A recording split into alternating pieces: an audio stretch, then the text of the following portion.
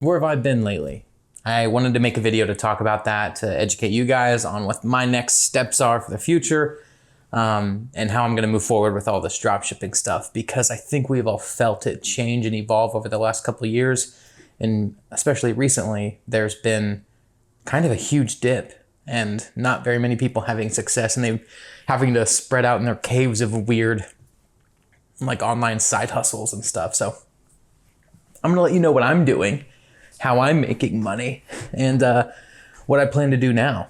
For those of you who don't know, we started with Facebook Marketplace dropshipping, which eventually evolved into Facebook Shops dropshipping, and all of that went to hell, basically. One thing that you learn dropshipping online or doing any sort of online sort of side hustles is that they change all the time and things get updated and people drop off because their shops or marketplaces get shut down.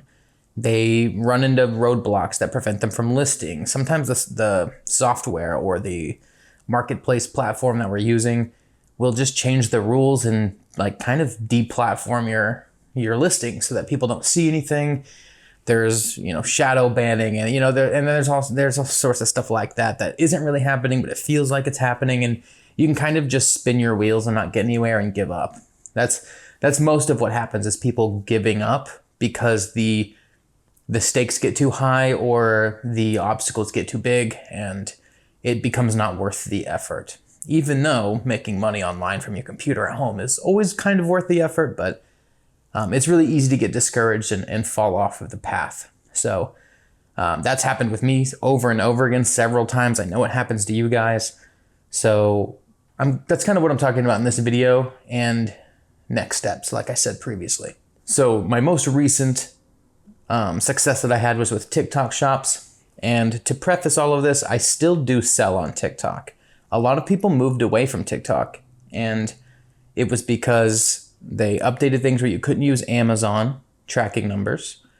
By the way, I only use Amazon as a supplier still. So now you could argue that I have more success if I didn't, but I still use Amazon because that's what's easy for me. I still use TrackTaco because that's what's easy for me. And I still get listings. So a lot of people left because at first TikTok shops was so easy because you could put in TBA tracking numbers and it was no problem at all. You had no issues doing that. And it was so simple. But now it doesn't work that way. So like what I do is I get an order and I order it right from an Amazon account that I opened fresh from the start, like no special this. It's not tax exempt. It's just a normal Prime account. And I open that up, and whenever I get an order, buy it, wait for the tracking number. If it's not USPS, FedEx, or UPS, which it's never FedEx actually, then I go to TrackTaco and I actually wait until the item is delivered. I will only buy Prime items so that they're delivered quickly. I wait until it's delivered to where nobody really cares at that point, and then I purchase a FedEx tracking number that doesn't have to match the delivery address. Like it just you put it in and it's fine. I haven't had any issues with that.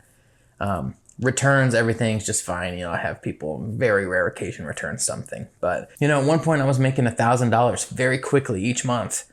And that's when I was posting about it a lot more. And then it fell off. And the reason it fell off, which is the point of this video, is that I didn't put effort into it. I didn't upkeep it. I didn't list new things. I wasn't really keeping track of reviews anymore and responding to things, updating my listings. When TikTok would update something and then, change a policy or update their abilities for your listings to where you can make them better, and the quality of your listings would then become poorer because they upped the ante on their listing capabilities and you weren't participating in those new capabilities. It really lowered the visuals on all of your listings.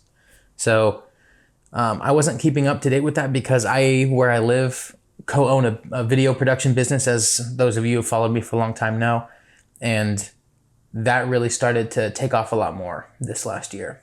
So with new organization and with new, effort put into that business, it's finally to a point where I can kind of take a little bit of time away each week and do this, because I love doing this, and it sucked to kind of take a step away from it because this is important to me and I love helping you guys.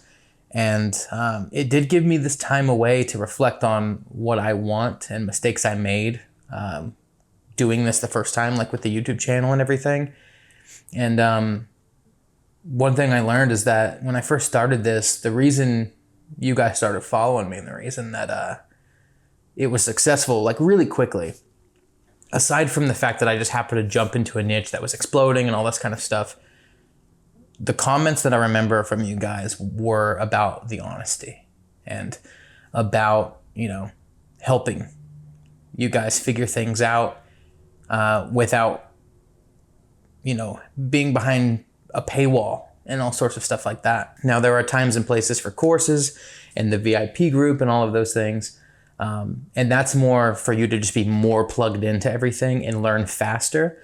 But one thing I'm going to get back to is making sure that whatever information I do have can be readily available. And as much as I can, I respond to people with as much knowledge as I have. And I'll always be honest with you and say, you know, which I still do, but if there's something that I don't know, I'll tell you. I'll be like, hey, you would think that I know this, I understand, but if I've never experienced this, then I don't have confidence in giving you an answer. Here's what I think it might be, but maybe that might not be the truth because I've just never personally encountered this issue. Like I always do that, but I want to make sure that you guys know how to do this and can better your financial situation from home in the best way possible. So I'm going to continue starting now, sharing what I learn, what I know, showing you very honest behind the scenes of what my shops look like, what efforts I'm experimenting with, so that you can see, oh, okay, all I ever hear is people making $20,000 and this and that, but why is this guy showing me such low numbers? And it's probably because I'm actually the average person who still puts the effort in and gets some numbers. Doesn't do it as a full-time job, very much does it as a side hustle in his downtime, which is more likely what you're going to be doing. Chances are you have a job and you have bills to pay and a family, and this is something that you'll be doing on the side. So I approach it that way so that you can see what's capable on the side. And it might not be as glamorous, you know, it's a lot easier to get really hyped up and into this thing when you see a video of somebody being like, how I make $100 a day, which if I get there, and I've gotten there several times in the past, I'll make $100 a day video. I've done it in the past. But, you know, you have some people being like, how much I made in the month of August, and it's like $35,000. And, you know, what they're doing is they're talking about gross sales, not counting returns and what actual profit of that, which is probably only like 20% or 30% of that number and stuff like that. So it's really great for YouTube titles and thumbnails. I've done it, and I really want to get away from that. I really want to give you really honest stuff, regardless of what clicks it gets me, regardless of how many views and likes and all that kind of stuff. So basically, I'm just here to tell you that I'm coming back different, and I'm excited about it. And I'm going to really work on being I'm going to be working on it, makes it sound like I'll fail. I'm going to be the person who tells you the truth always. So you can count on me for that.